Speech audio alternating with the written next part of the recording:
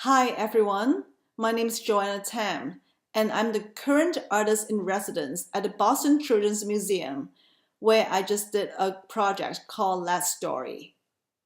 Today, I'm going to answer some of the questions that visitors put into the Ask Joanna box. So the first question is by Bradley, and Bradley is 5 years old. And his question is, how do you make all that cool art? So first of all, thank you, Bradley, for your compliment. So I made art by first findings of thinking about something that I believe in and care about first, and that becomes my subject matter of my art. Say, for instance, for the project that I did at the Boston Children's Museum, this project is about storytelling, and the reason why I did that was because I I strongly believe in the power of stories. I believe that telling stories and sharing stories is a good way to connect people together. And so that's my first step, which is again to think about something that I want to make art about.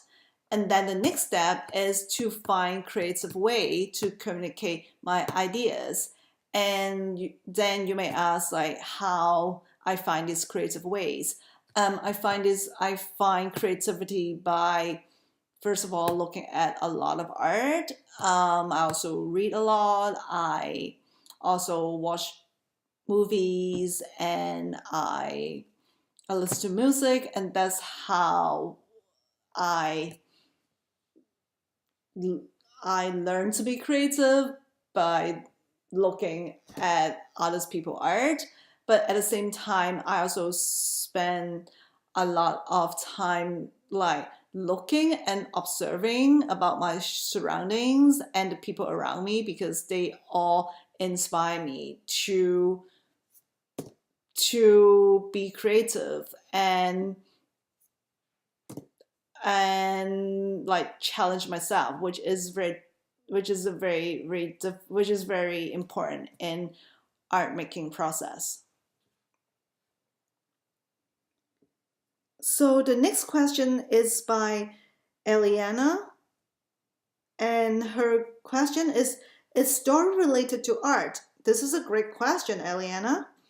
So story, of course, is related to art because very often artists use art to tell stories. For instance, painters will make paintings to illustrate a story, and photographers will take pictures to tell stories. And if you're filmmakers like make film to tell stories. So that's why story is very related to art.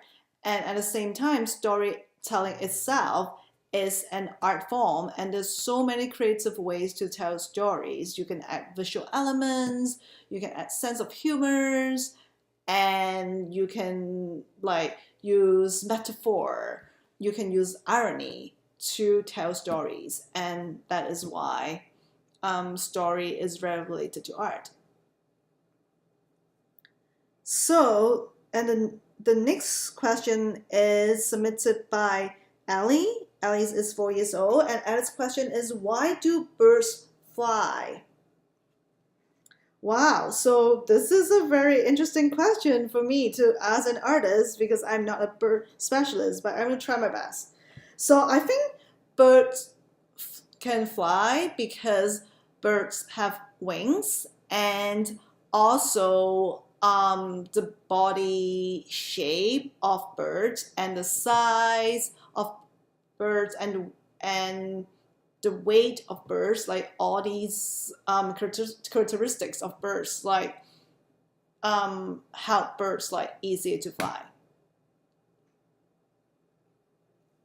So the next question is by Tencent, and Tencent is 8 years old, and his question is, how do you tell stories?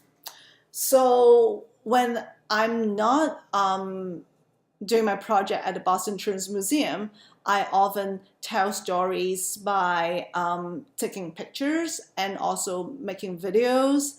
These are my main artistic medium as an artist. And in addition, I also do live performances where I will tell my stories like directly, just like right now in front of you, but in a live setting, not in a video setting. So when I'm doing my performance, so that's how I tell my stories. Yes. So next question is by Grace, and Grace is 9 years old, and her question is, are dragons dinosaur? Very interesting question. I don't think dragons are dinosaurs because dragons are actually mythical creatures. What that means is that dragons exist only in fictional stories, meaning that they're not real. But on the other hand, dinosaurs were real creatures. They actually existed on Earth many years ago.